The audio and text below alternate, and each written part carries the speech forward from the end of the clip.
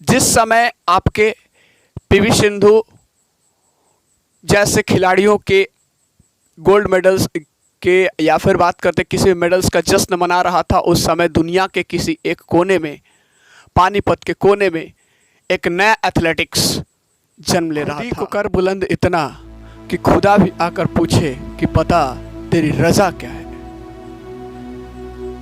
यानी कि भारत को ओलंपिक्स में पहली बार, एथलेटिक्स में बात करें तो दूसरी बार ये आपको मेडल मिला है। और जिसको अगर बात करते हैं, जिस बंदे ने इस मेडल को दिलवाया है तो उसका नाम है नीरज चोपड़ा, जिसको गोल्डन बॉय के नाम से भी जानते हैं। कहते हैं कि कोई भी चीज़ पाने के पीछे एक बहुत कठिनाइयों से भरा रास्ता होता है। कोई भी सफलता को प्राप्त करने से पहले उसके पीछे कठिनाइयों से भरा, एक मुश्किलों से भरा रास्ता को पार करके निकलना पड़ता है। कांटों से भरे, कंकड़ों से, पत्थरों से पार करके तब जाके एक सुनहरे चादर पे बंदा पहुंचता है। और उसका एक जीता जागता मिसाल अपना नीरज चोपड़ा है। पानीपत में जिस बंदे का जन्म हुआ 24 दिसंबर 1997 को, पानीपत की सरजमी पे जब कदम रखा बच्चे ने, तो उस समय काफ़ी गोलू मोलू था। बचपन में ये गोलू मोलू था। जैसे जैसे समय बढ़ता गया इसकी वेट बढ़ती गई। इसके वेट से बच्चे बहुत सारे, इसके पेरेंट्स बहुत ज़्यादा परेशान हुए। सरोज चोपड़ा पिताजी का नाम। तो जब परेशान हुए तो इन्होंने सोचा कि इसके वेट को किस तरह से कम किया जाए। आप इमेजिन कीजिए कि बच्चे का वेट 80 किलो था। कुर्ता पजामा पहने हुए बच्चा चलता था। और दूसरी चीज़, इसके गांव के लोग इसको सूबेदार, सरपंच के नाम से जानते थे। इसकी वेट को कम करने के क्रम में इसके फैमिली मेंबर्स ने, इसके गांव के लोगों ने इसको सजेस्ट किया कि पानीपत मैदान में जाके तुम दौड़ो। और दौड़ने का वजह यह था कि इसके वेट को कम करना था, वजन को कम करना था। लेकिन वहां पे जब जाता था तो देखता था कि वहां पे बहुत सारे लोग आपका जैवलिन थ्रो कर रहे थे। बहुत सारे लोग अलग अलग खेलों में अपना रुचि दिखा रहे थे। तो इनको जो पसंद आया सबसे ज़्यादा उसमें से जैवलिन थ्रो। और उसके बाद इन्होंने कोशिश करना शुरू किया, लोगों के कहने पर और दूसरे कहने पर कोशिश किया। जयवीर चौधरी उस समय इसमें आपका भाग लिया करते थे और उन्होंने इसको काफ़ी उत्साहित किया इस चीज़ के लिए। और उनको देख करके ही इनके मन में लालसा आई, उनके अभ्यास मैच को देख करके ही इनके मन में लालसा आई कि क्यों ना मैं भी जैवलिन थ्रो में अपना हाथ आजमाऊं। जिस तरह से एक आम बच्चे का जो जिंदगी जिस तरह से कठिनाइयों से भरा होता है, एकदम साधारण, उसी तरीके से इस बच्चे का भी था। ये भी शरारती बच्चा था और वैसे ही हरकत किया करता था जैसे कि एक आम बच्चा करता था। मधुमक्खी के छत्तों को छेड़ दिया करता था, भैंसों के साथ खेला करता था, ये सारी चीजें।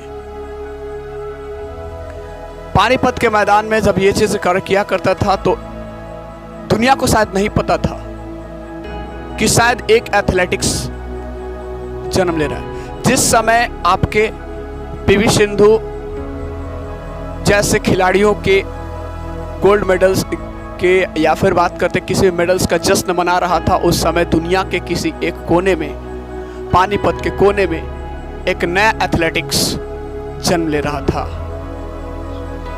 दूसरी चीज यहाँ पे बात करते हैं कि इसको आप नाम सुने होंगे, गोल्डन बॉय के नाम से जानते हैं। गोल्डन बॉय के नाम से इसलिए नहीं जानते यारा जो क्योंकि ये आपका टोक्यो ओलंपिक्स 2021 जिसकी बात करते हैं 2020 में होने वाला था, लेकिन कोरोना काल की वजह से इसका 2021 में रखा गया।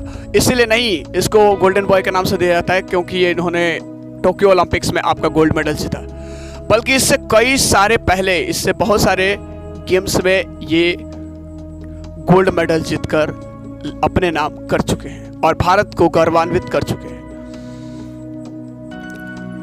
ये एक चीज बता दूं आपको कि आर्मी में राजपूताना राइफल्स में सूबेदार के पोस्ट पे भी आपके पोस्टेड थे और उसके बावजूद भी अपने जो खेल के प्रति स्पर्धा होती है, खेल के प्रति जो रुचि होती है, उसको जगाए रखा।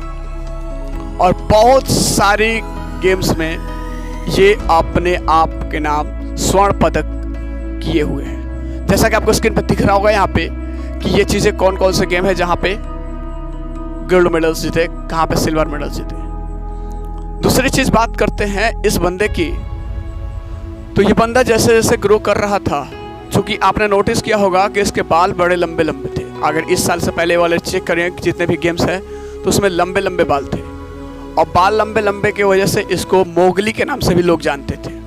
लेकिन टोक्यो ओलंपिक्स में आने के बाद इसने सोचा कि भाई इस बालों से हमारे प्रॉब्लम्स हो सकते हैं, क्योंकि बालों का रख रखाव करना पड़ता था। बाल कभी आँख पे गिर जाया करते थे, तो जिससे इनको भाला फेंकने में प्रॉब्लम होती थी। तो इन्होंने सोचा कि उन सारे के सारे रुकावटों को ख़त्म करते हैं, और टोक्यो ओलंपिक्स में जाने से पहले इन्होंने अपने बाल कटवा लिए थे। आपने नोटिस किया होगा, फिगर में देखने को मिलता है। कभी ये बंदा शाकाहारी थे, लेकिन क्या होता है ना, एथलेटिक्स को या फिर खिलाड़ियों को अपने बॉडी के वेट को सारी चीज़ें मेंटेन करना पड़ता है, यानी कि डाइट के हिसाब से चलना पड़ता है।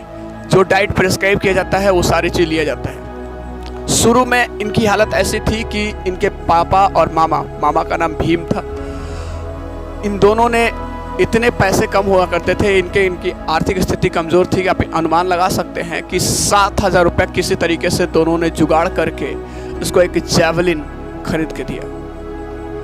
1.5 लाख का जैवलिन ना खरीद करके सिर्फ 7,000 के जैवलिन खरीद करके दिया प्रैक्टिस करने के लिए।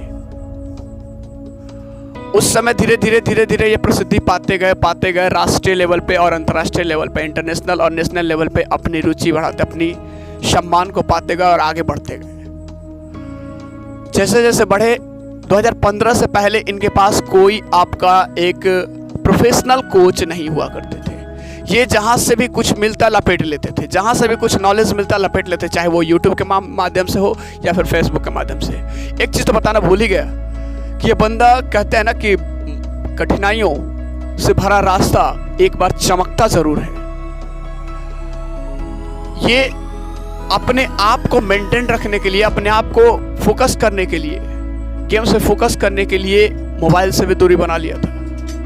सिर्फ मम्मी के कॉल्स का वीडियो कॉल करके ये खुद ही रिप्लाई करते थे, बाकी सारे समय वो स्विच ऑफ रखा करते थे। ये सारे चीजें एक आम जिंदगी में नहीं, ये सारी चीजें कहीं ना कहीं उसको निर्देशित दे रहा था कि ये एक बहुत ही जबरदस्त बंदा, देश को रिप्रेजेंट करने वाला है। ऐसी चीजें लक्षण दिखने लगा था। धीरे धीरे समय बीतता गया। 2019 का वक्त इनके लिए 2012 की बात करते हैं। 2012 में इनकी वो कलाई टूट गई जिससे ये जेवलिन थ्रो किया करते हैं, यानी कि जिस हाथ से ये जेवलिन थ्रो किया करते हैं उसकी कलाई टूट गई। उस समय एक उम्मीद ये हो चुका था, ये चीज़ हार चुके थे कि अब तो मैं खेल ही नहीं पाऊंगा। लेकिन इनके ग्रुप और इनके लगन दोनों ने उस कठिनाइयों से भी पार किया। उसके बाद 2019 का वक्त इनके लिए काफ़ी परेशानियों से भरा रहा, काफ़ी मुश्किलों से भरा रहा। इनके कंधे में चोट आई थी जिसकी वजह से सर्जरी हुई थी। इस समय भी थोड़ा निराश हुए थे, लेकिन उसको भी पार कर लिया। उसके बाद धीरे धीरे 2020 कोरोना काल से ग्रसित हुआ, तो उस समय इनको प्रैक्टिस करने का एक बहुत ज़बरदस्त तरीका मिल गया, जरिया मिल गया। उस प्रैक्टिस के बाद इनके पास यही था, आपका इस ओलंपिक्स में किसी तरीके से देश को एक सर्वश्रेष्ठ श्रेणी पे लेके जाना है। और आपको मैं बता दूं कि ओलंपिक्स में ये पहली बार है जब भारत को इतने ज़्यादा मेडल्स मिले हैं, और भारत को गोल्ड मेडल्स ये दूसरी बार मिले एथलेटिक्स में। इससे पहले 2008 में बीजिंग ओलंपिक्स में अभिनव बिंद्रा ने 10 मीटर राइफल्स में आपका गोल्ड मेडल अपने नाम किया था, और उसके बाद ये गोल्ड मेडल की बात कर रहा हूं। इससे पहले ये अंजू जॉर्ज ने भी आपका क्या किया था, आपका अंजू बॉबी जॉर्ज नाम था उनका, रजत पदक प्राप्त किया था इससे पहले। दूसरी चीज यहाँ पे क्या हुआ कि इसके बाद जैसे जैसे बढ़ते गए आगे की तरफ, आज आपके पास रिजल्ट सामने है। बंदे ने अपने नाम पे गोल्ड मेडल हासिल करके देश का नाम सबसे ऊपर रख दिया। यानी कि पहली बार एथलेटिक्स में, पहली बार ओलंपिक्स में भारत के पास 7 मेडल्स आए हैं, और ये पहला गोल्ड मेडल इस बार का। अपने नाम किया। और दूसरी चीज, सबसे इंपॉर्टेंट चीज बात कर ले भाई मेरे, तो अगर आप कोई भी चीज करना चाहते हो तो अपने आप को उसमें झोंकना पड़ेगा, क्योंकि सोना तब तक नहीं चमकता है जब तक तपता नहीं है। जितना तपेगा उतना ही चमकता है। और उसका जीता जागता उदाहरण आपके समक्ष नीरज चोपड़ा, जिसको गोल्डन बॉय के नाम से जानते हैं।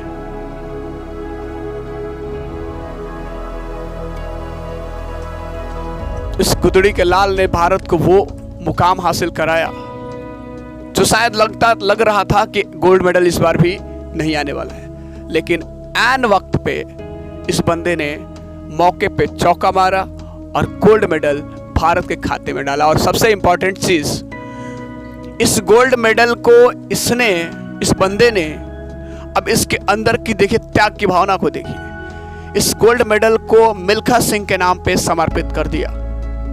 क्योंकि इससे पहले मिल्खा सिंह ने कहा था कि उनका एक सपना है कि एथलेटिक्स में भारत से एक गोल्ड मेडल उनको देखने का सपना था। हालांकि हमारे फ्लाइंग सिख मिल्खा सिंह नहीं रहे, लेकिन उनकी सपना नीरज चोपड़ा ने पूरा कर दिया।